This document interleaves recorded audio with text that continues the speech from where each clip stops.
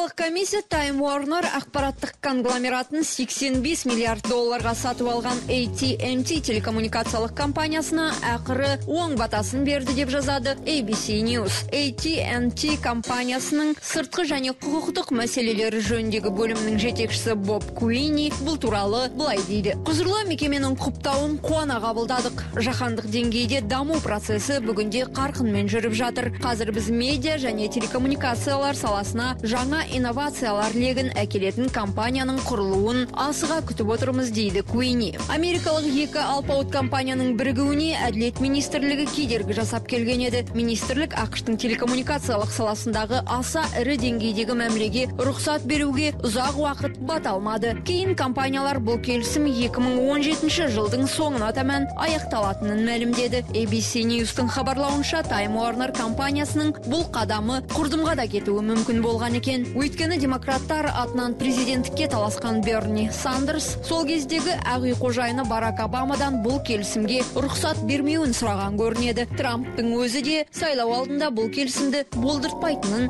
мәлімдеді. Трамп компаниялар біріккен жағдайда билік ат басын ат төбеліндей азғана адамның қолына түсерінен қауіптенді.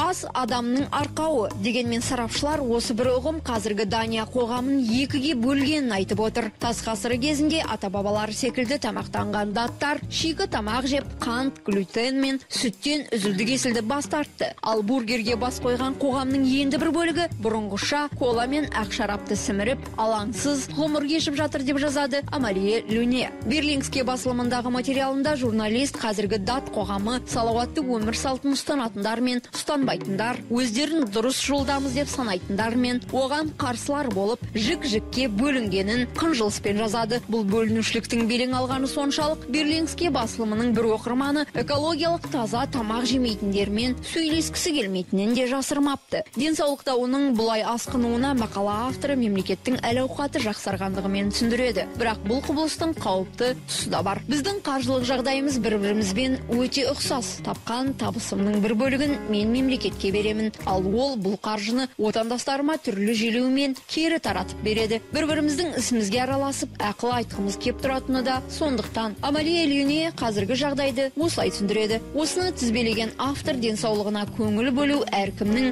өз шаруасы екендігін, сондықтан өзгелердің өмірін қиындатпау керектігін жазыпты. Өйткені әр адам өзінше бақытты дейді ол.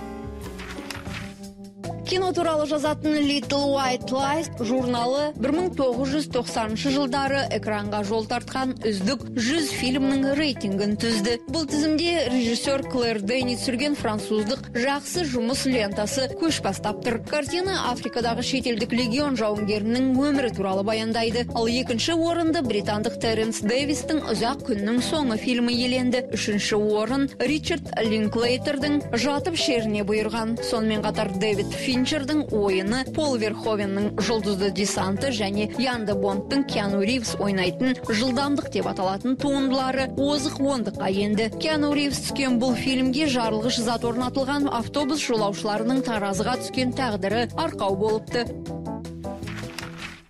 Netflix компаниясы америкалық режиссер Орсон Уэллстың іске аспай қалған арманын орындамақ. Желдің басқа беті деп аталатын бұл жобаны режиссер кезінде іске асыра алмай қалған екен деп жазады Huffington Post. Уэллс 96%-ға аяқтаған бұл картинаға иелік ету құқығы қазір Netflix компаниясына бұйырды. 1970 жылы түсірілген туындыны тәмамдау жұмыстарына продюсер Фрэнк Маршалл басшылық етеді. Ол сол жылдары дәл осы жоба түсіріліміне қатысқан екен. Уэллстің аяқталмаған жұмысының көркемдік желісін бұзбай, қаз қалпында жеткізу мен үшін, мен ғана емес, Netflix үшін де үлкен мақтаныш дейді компанияның бас контент менеджері әрі продюсері Тед Сарандос. Желдің басқа беті деп аталатын туынды 1960 жылдардың соңында жазылған екен. Кейін 1970 жылы басталған түсіру жұмыстарын режиссер 2 жыл салып аяқтағанын мәлімдеді. Бірақ бұл жоба аяқсыз қалды.